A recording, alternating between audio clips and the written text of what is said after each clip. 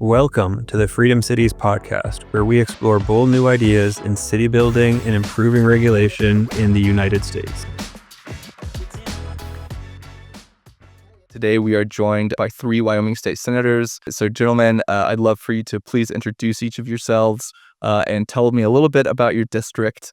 So maybe we'll start on my left here, Senator Dockstader.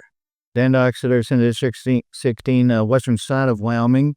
Diverse district, everything from Jackson Hole tourism to chemical coal mines and Natrium nuclear. Great. Senator Boner. Senator Boner, Senate District 2. It's a rural eastern part of the state. Have lots of energy activity there, lots of agriculture, and a pretty diverse array of different type of energy resources, from one of the most active oil and gas basins in the state to a legacy uranium mine, one of the largest in the lower 48. We're looking to ramp that up back again. But also have a coal-fired power plant base looking to transition to natural gas in the next few years, also combining that base load and dispatchable power for our state and for the Western region. So lots of opportunities in Senate District 2, also ways to innovate if we can deal with deregulation both at the state and federal.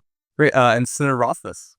I'm Senator Chris Rothfuss. I'm Senator for Laramie, Wyoming in Senate District 9. Laramie's home of the University of Wyoming. We have a lot of economic development based on the activities of the university. We have a lot of economic development in technology, engineering, and really trying to find ways to solve the problems that are, as described by Senators Dockstader and Boner, for the rest of the states, for a School of Energy Resources, and other incredible research activities at the University of Wyoming.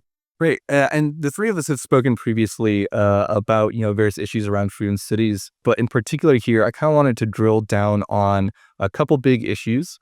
So one, the importance of federal lands for Freedom Cities, both preserving federal lands that, should be preserved, among other things, national parks, but also the potential to unlock federal lands and sort of maybe make a more sensical, more reasonable management of certain federal lands that are stuck in a very weird pattern out in Wyoming, among maybe a few other places in the U.S. So maybe Senator Rothfuss, you could tell us a little bit about this nightmare checkerboard of federal land that we have in Wyoming, and maybe how we can fix that, and maybe how Freedom Cities will help do that.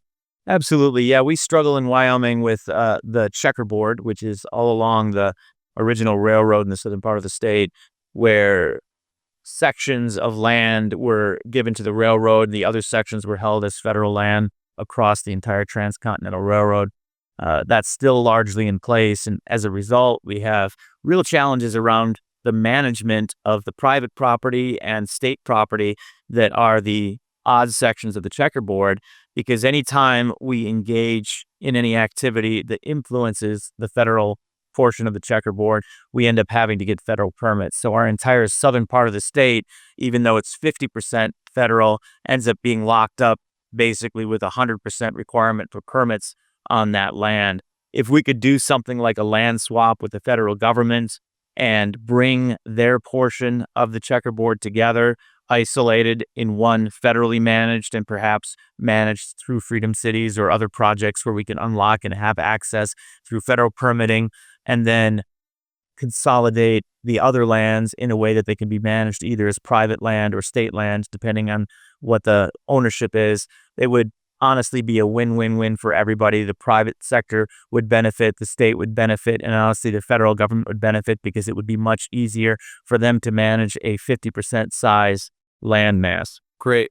And Senator Dockstader, you've earlier spoken with me about some big key issues of legislation that have happened in Wyoming. Wyoming's been a sort of a leader nationally, one of the few states leading nationally with what are called regulatory sandbox programs. Could you give me sort of a brief overview of one of these, maybe the medical innovation sandbox, regulatory sandbox, and how that's going to help lead, or how that's shown Wyoming is leading in terms of reducing regulatory burdens on innovators in the United States? We wanted to look at leading in healthcare, and so we created what's called the Medical Digital Innovation Sandbox. And our Department of Health actually has an application for a waiver on it now. It was trying to set up For example, technology that allows for scanning and things that are just state of the art, and work it into our healthcare system with our providers across the state. That's already on there. Second one, aviation, we're creating a sandbox for that, but for takeoff and landing, Wyoming wants to lead in these areas. Great. And Senator Bonner, tell me a little bit about this potential for, or there's been some discussion about the potential in the past for a sort of a large state level sort of special economic zone or industrial park for the processing of things like hydrocarbons. I think this meshes very well maybe with the idea of a charter city, or in this case in the United States, a freedom city sort of makes this, maybe sort of broadens the appeal, I would hope. But can you tell me a bit more about this idea of a state level industrial zone for hydrocarbon processing? Right. And we've been looking at the possibility for years of leveraging the good work we do producing raw materials for our energy industry and just adding value to it. So it's not that far off what we're doing currently.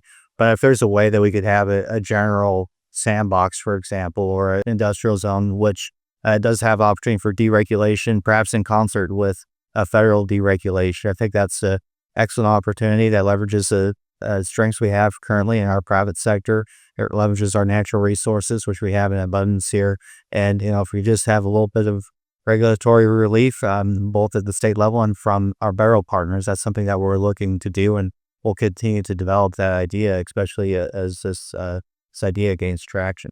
And then what are the three of you most excited about for the potential of freedom cities in the United States? Well, I'll go first. I think, we're looking at, say, the energy production. We get a sense that we haven't built anything new in quite some time. We're talking about replacing coal-fired plants with a natural gas, for example, or nuclear. But what about increasing our capacity? What about drilling? What about making sure that we can continue to build things the way that we once did? I think that's something that we try to do every day in the state. But I'd love to have, not just replacing power plants, but building new ones, new capacity for things like data centers, for AI, for all the demands that we're going to have in the decades ahead. And that's something that Wyoming does every day. We export a lot of energy. We could do a lot more with a little bit of regulatory reduction. I'd like us to look at what we discussed earlier, a centralized area where we could take all the developing energy and make use of a changing world, a rapidly changing world. I honestly think that is the future. If we could center it in maybe one or two places in Wyoming, create under an innovation of a digital sandbox, I think we could make this work in Wyoming because we're nimble enough. For me, it offers a great chance and opportunity for innovation, where when you're starting from scratch, we know we have incredible resources, incredible technology, incredible ideas, but it's hard to integrate that into the existing system. When you start fresh and think, how would we do this if we were doing it a second time? It gives you an opportunity to really improve the qualities of life of people in the state and their communities, and really take better advantages of the resources and opportunities that we do have in a way that empowers our public, empowers the constituents that we serve. And so there is a tremendous opportunity here. If we can bring down regulations so that things can be sped up and we can let ideas actually come to fruition instead of, die on the vine, we really offer a lot of opportunity in Wyoming to benefit from this type of approach. Great. Senators, thank you very much. Thank you for joining the Freedom Cities podcast.